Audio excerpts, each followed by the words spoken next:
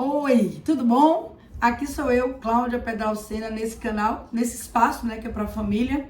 E nós vamos aproveitar esse momento de uma entrevista. Me chamaram para fazer uma entrevista, eu achei muito interessante, para que a gente possa colocar um pouco mais sobre o meu trabalho e até sobre o FAQ. E sem deixar de lembrar para vocês que nós estamos na semana de aquecimento para o lançamento do FAQ, que é um evento, numa live 100% online, 100% gratuito, onde a gente vai poder conviver e conhecer um pouco mais e como entender de que forma a gente vai controlar essa criança, de que forma a gente vai ter autoridade com o nosso filho e como a gente vai construir comportamento através dessa metodologia.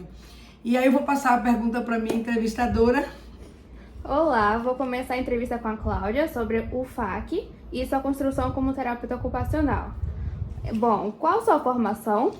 Bom, eu acho importante você perguntar sobre isso, porque as pessoas acham que terapeuta ocupacional é a mistura de psicologia com fisioterapia. Esqueçam, isso não é verdade. E não é uma pós-formação, na verdade é uma graduação, onde eu tive 3 anos de graduação na época. Hoje nós já estamos com cursos de 4 e 5 anos. Já existe no Brasil inteiro. Eu me formei em 86, já ia até errar o ano, me formei em 86, tenho 38 anos de formada, sou graduada em terapia ocupacional, é um curso de graduação.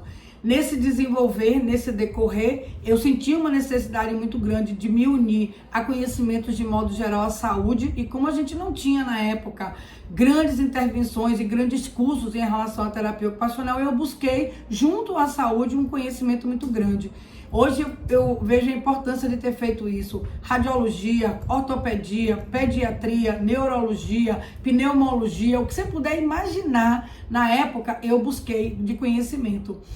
Mas eu achei que não era só isso, eu achei que era importante também procurar o lado humanista disso. Então eu fiz cursos de extensão, de aprofundamento em terapia ocupacional, junto ao que eu chamo de meu guru, que é Rui Chamoni Jorge, de Minas Gerais, do grupo do Gesto, né, do qual eu me sinto honrada, porque foi daí que veio o meu livro. E também eu busquei, junto a uma linha mais humanista em psicoterapia, que foi psicodrama, uma formação do olhar mais humanizado para o desenvolvimento do sujeito, que foi a minha escolha. Eu tive algumas outras escolas, mas eu busquei a psicodrama para fazer essa formação humanista em relação ao desenvolvimento. E daí veio a psicomotricidade, veio a questão da educação especial. Hoje eu tenho uma série de outras situações, estou buscando agora a sensorial, buscando ABA, nunca deixei de estudar. Estou sempre procurando, ao redor dessa questão da educação e da educação formal e informal, mais formações sobre isso. Sempre aprofundando os seus conhecimentos, né? Sim. Então, do que se trata a profissão da terapia ocupacional? Eu acho que a gente vai morrer tendo que falar sobre isso, mas eu não me incomodo. Eu acho importante a gente falar sobre essa formação da terapia ocupacional, porque é uma dúvida, né, que a gente vê a população. Hoje a gente vê uma busca muito grande, principalmente em relação aos autistas, e saiu uma pesquisa há muito pouco tempo, que um dos métodos, né, na verdade, a profissão que mais dá certo, que mais tem uma intervenção ampla e absoluta em relação ao quadro do autismo, somos nós, a terapia ocupacional. Então, eu acho importante especificar para as pessoas que nós trabalhamos com atividades bem simples, como diz o próprio Rui Chamoni, mas que trabalham com a transformação do comportamento. A gente trabalha, né, a gente tem uma linha de raciocínio que é chamada análise de atividade, onde tudo que, desde o ambiente até a forma e o que a gente vai utilizar com a criança, tem que ser bastante analisado, em cima do quadro, que é a anamnese que a gente faz, em cima daquilo que a gente vai buscar da criança. O que eu quero raciocinar? O que eu quero entender dessa criança? Eu quero que ela, o meu objetivo é que ela potencialize a memória, potencialize o cognitivo, que ela traga toda a questão da atenção, que eu diminua a agitação, eu trabalhe com ansiedade. A questão do comportamento, é importante entender que o comportamento, para todos nós, fono, psicólogo, pedagogo, para todos nós, o comportamento é o fim, é a meta do qual nós queremos chegar. A forma com que a gente trabalha, as ferramentas são diferenciadas. Eu, como terapeuta ocupacional, observo todo o processo cognitivo que é no sistema nervoso central, que é um conhecimento neurológico, e utilizo a ferramenta, que são ferramentas simples, como atividades como pintura, como jogos, como jogos de encaixe, quebra-cabeça, todos os tipos de atividade, até mesmo a praxiterapia, para a gente chegar à transformação do comportamento dessa criança. Sim, certo. Tanto conhecimento, né? Quantos anos de profissão a senhora tem? Essas coisas condenam a gente, né? E ao mesmo tempo trazem para as pessoas uma oportunidade de saber que são 38 anos, de 37 anos, na verdade, né? Caminhando para 38 esse ano. Sim. De terapia ocupacional, né? Formada e sempre, a vida inteira, como terapeuta ocupacional. Busquei a especialização dentro do aspecto infantil. Eu sou uma terapeuta ocupacional que tem uma especialização dentro da área infanto-juvenil. E a psicoterapia me levou a ser psicoterapeuta ocupacional com pacientes adultos, usando atividades muito simples também. Sim, e qual a sua pós-formação? Então, como eu já falei, desde que eu saí da faculdade, eu procurei me formar, eu procurei buscar formações, pós-formações, que completassem a minha formação em terapia ocupacional. Então eu busquei a área de humanas, eu busquei o psicodrama, eu busquei a psicomotricidade inicialmente, fiz um trabalho de extensão com o grupo do Gesto, na época com o Richamone Jorge, que é um trabalho de aperfeiçoamento em terapia ocupacional em saúde mental, que me abriu o leque do entendimento para essa perspectiva da terapia ocupacional e o entendimento dessa utilização da atividade, da aplicação da atividade, e daí que eu fiz o meu livro, Metodologia e Prática em Terapia Ocupacional, junto com uma colega, com Patrícia Bastos. Nós fizemos esse livro. É um livro totalmente metodológico, baseado no trabalho de Richamone Jorge, que, como eu falei, é o meu guru, terapeuta ocupacional de Minas Gerais, que já é falecido, mas que deixou, na verdade, né, um trabalho posto, como diz ele, para que a gente possa deleitar de todo esse processo que ele deixou, e eu continuei e trabalhando em cima de toda essa teoria, eu trouxe então a releitura da análise de atividade para terapeuta ocupacional. Um livro, graças a Deus, que é muito bem aceito, está em 2ª edição, quero correr para uma 3ª edição, fico muito feliz de ser utilizado nas faculdades do Brasil inteiro. Então isso é uma coisa que mexe muito com a gente. De lá para cá, eu venho fazendo cursos na área de neuro, faço cursos, tenho cursos de pós-graduação em educação especial, porque eu trabalho muito com educação, trabalho dentro de escolas.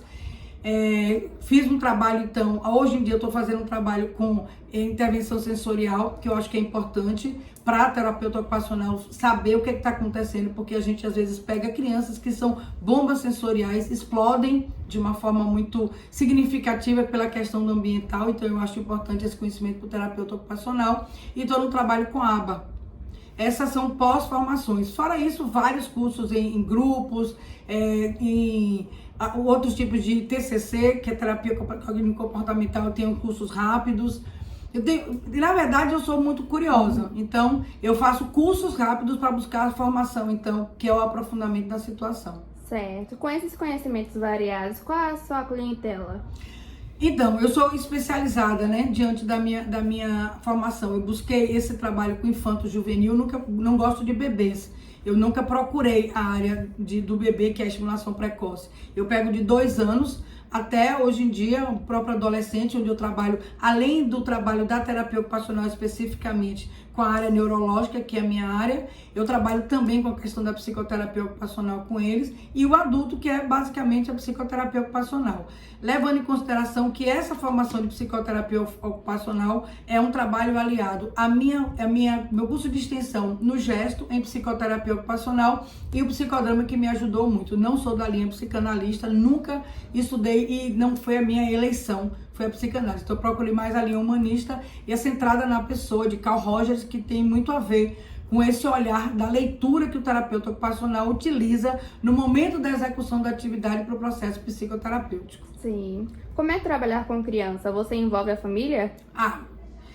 Bom, quando eu comecei há alguns anos atrás, há uns 30 e tantos anos atrás, uma coisa eu percebi muito de cara. Foi muito interessante quando eu entro para trabalhar numa clínica, que era o meu sonho, era trabalhar em clínica. Eu gosto da instituição, mas eu gosto muito do consultório. Eu percebi a necessidade de estar atrelada à questão da família.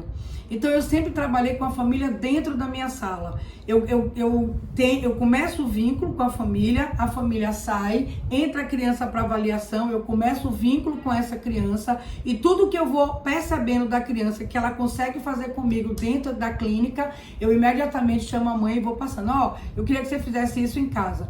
Porque na minha concepção, e hoje, né, baseado inclusive na releitura da neuropsicologia e baseado em todo o aspecto da neurologia, um cérebro ele precisa ser treinado. A própria plasticidade cerebral, quem procura o entendimento da plasticidade cerebral, ele fala sobre essa condição de como se fosse um exercício. Então o músculo, você tem que exercitar para ele crescer. Ele tem um tamanho X, ele vem com um tamanho X. Com o desenvolvimento do seu processo, ele aumenta de tamanho e ele vai ficar exatamente para a necessidade do deambular, que é o andar, do pegar coisas, do escrever e por aí vai.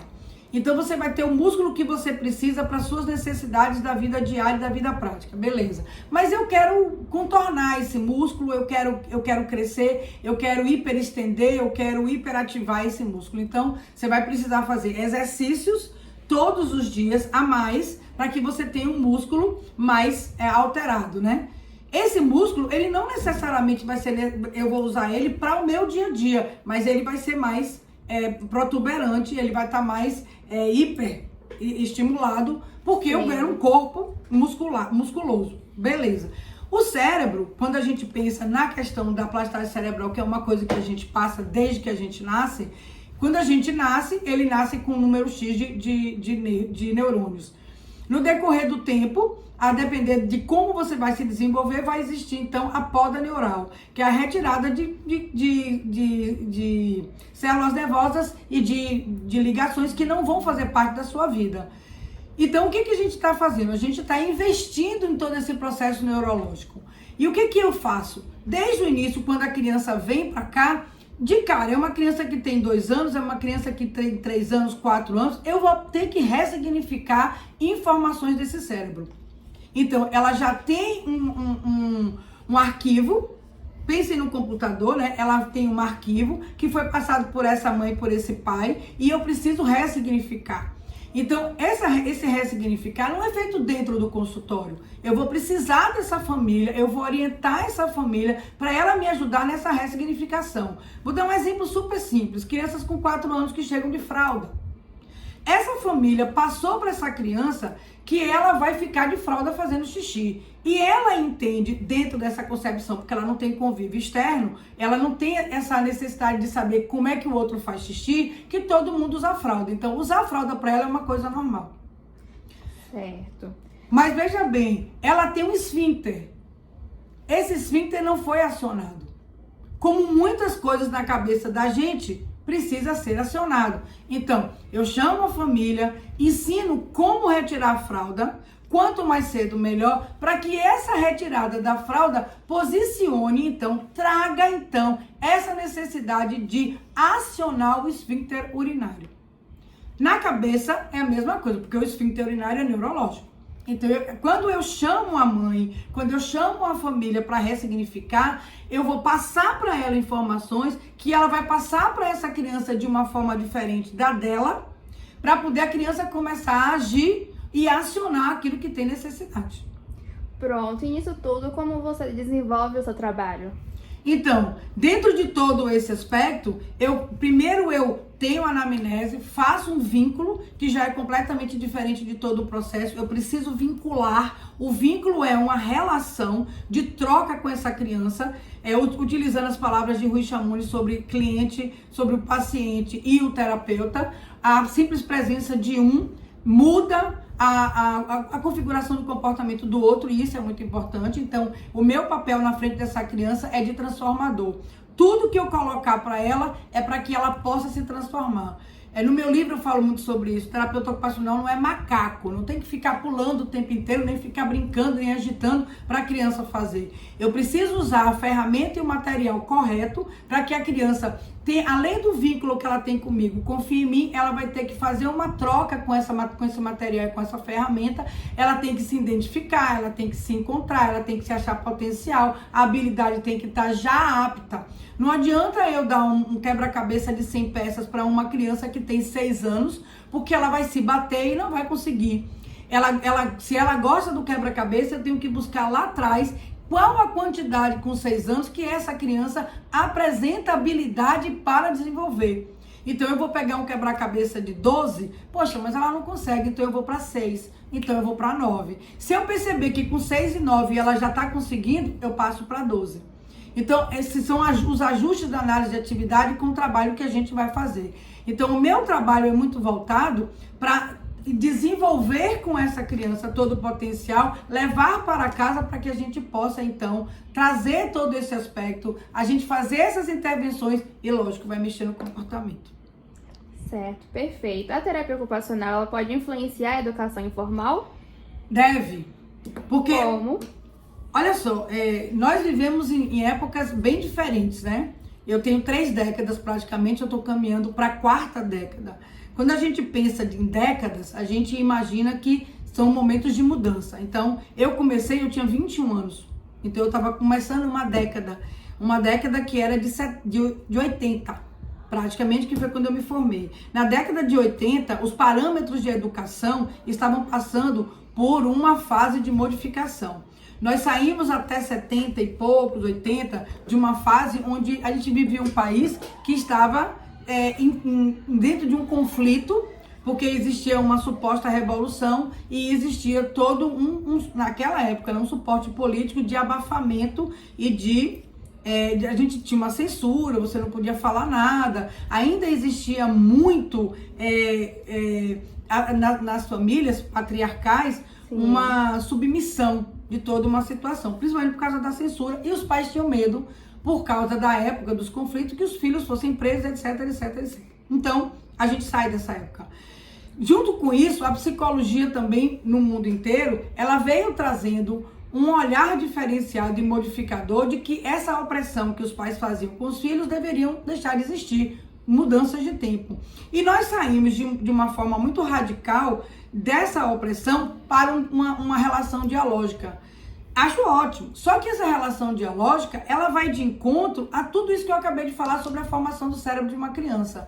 A criança, ela vai de 0 a 2 em fase reflexa e de 2 a 3, ela é concreta. Eu preciso passar coisas concretas para a criança e não abstratas. O diálogo, ele é completamente abstrato. Eu estou cobrando ou trazendo para essa criança solicitações de compreensão e de entendimento sobre educação informal, que é comportamental, que ela não tem competência de entender. Então, meu filho, mamãe fica chateada, o que é chateada. Mamãe fica triste, o que é triste. Mamãe não gosta, o que é não gostar. Do seu comportamento. Que comportamento? Eu queria que você pensasse, pensar? Vou botar você no cantinho do pensar, cantinho do pensar. Vou botar você no cantinho do pensar para você pensar sobre o que você fez, o que eu fiz. Qual parâmetro a criança tem para entender sobre tudo isso? Então, o que eu tenho hoje em 2022? Que já caminhamos quase 4 décadas em relação a isso. Nós caminhamos e há uma grande diferença.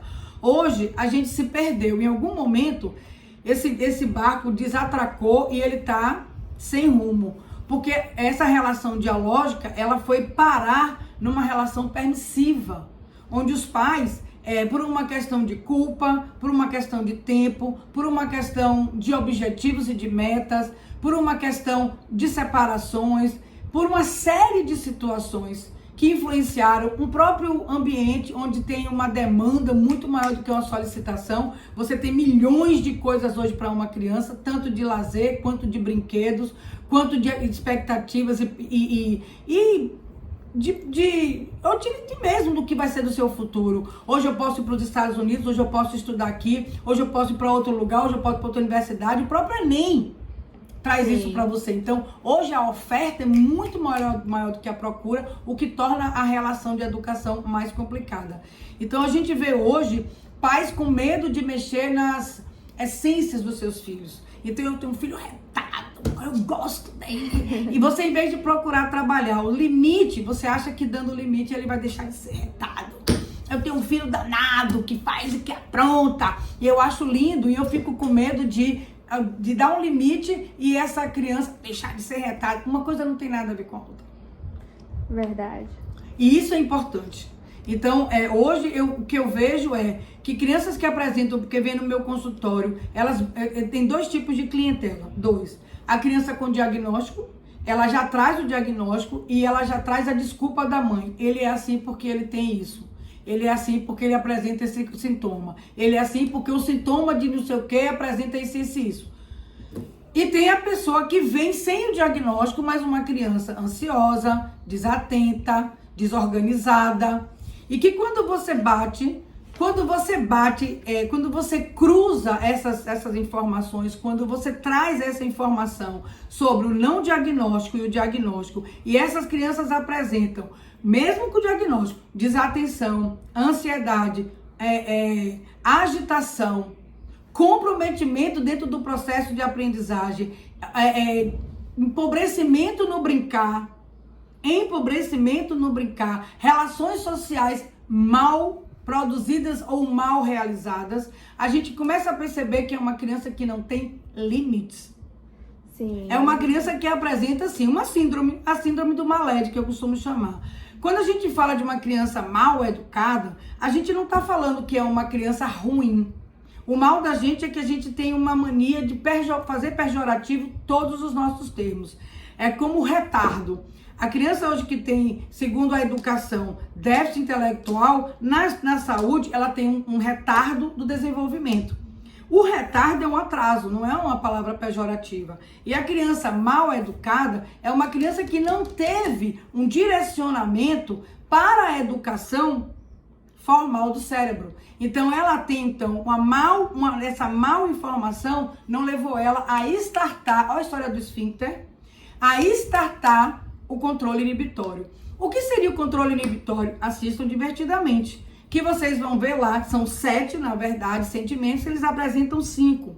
Onde a gente tem o medo e a gente tem a raiva. E o medo é o início de um controle inibitório, porque é ele que vai nos levar ao respeito.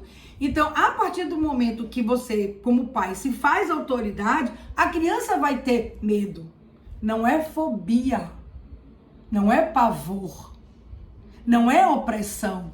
É a autoridade. A partir do momento que ele reconhece o saber daquele sujeito, meu pai, o saber daquele sujeito, minha mãe, e que ela, quando ela faz, opa, não, mamãe não quer, mamãe não aceita que você faça isso, mamãe não deixa, mamãe não vai colaborar com você nesse sentido, você não, a partir do momento que todo esse discurso, que cada um usa do jeito que quer, é acionado, a criança vai parar.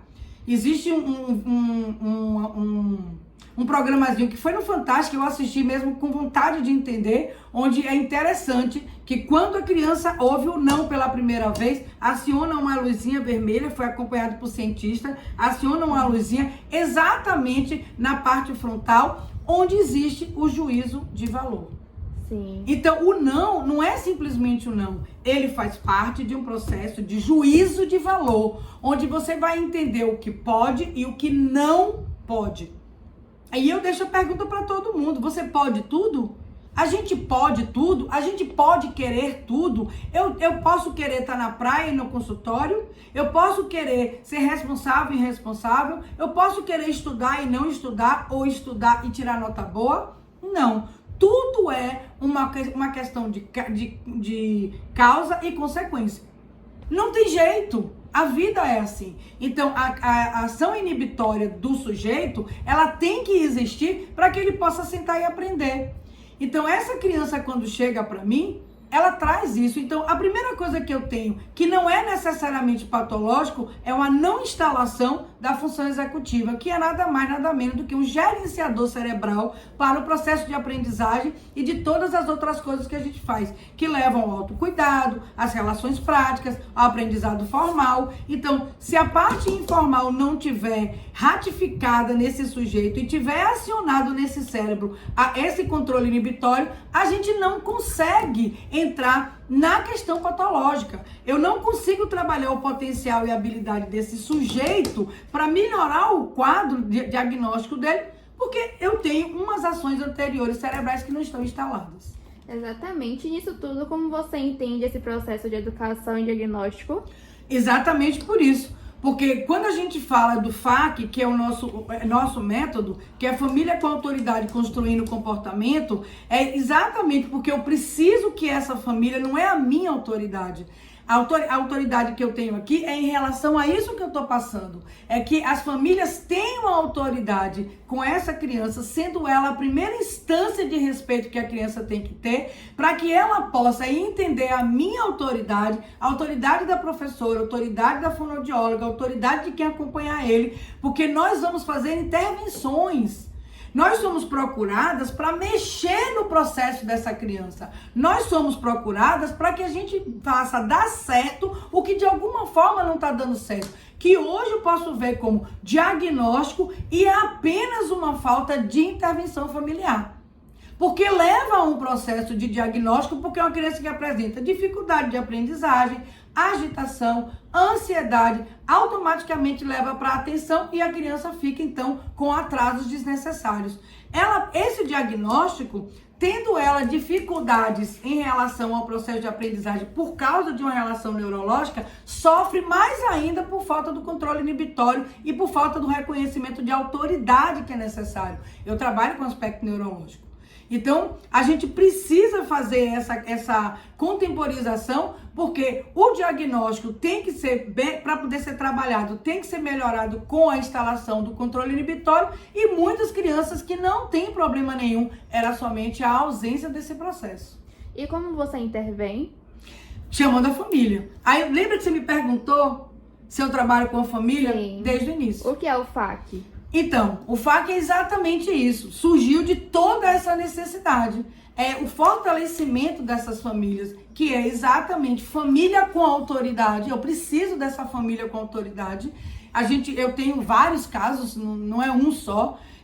Nesses anos todos, é muito gratificante ver. Eu tive até contato com hoje, meu jovem adolescente, que começou comigo com 3 anos. A gente vai fazer uma entrevista com ela, inclusive, que foi difícil no começo, mas eu vejo hoje o resultado disso. É um menino que a família chegou a não ter nenhum sentimento ou desejo de que ele lesse ou escrevesse. Hoje ele está no Fundamental 2, ele lê e escreve, inclusive com toda a dificuldade de fala, ele leu e escreveu. Ele hoje é um menino extremamente educado, pertinente em todo o mundo social que ele vive, ele frequenta a igreja, ele é visto com olhos de... Nossa, como é que ele é assim? Eu fico feliz com isso, muito feliz, como eu tenho tantos outros, porque a gente contornou esse controle, a gente mostrou para a família a necessidade de ter esse domínio para esse controle existir, porque quem molda seus filhos são vocês, a família.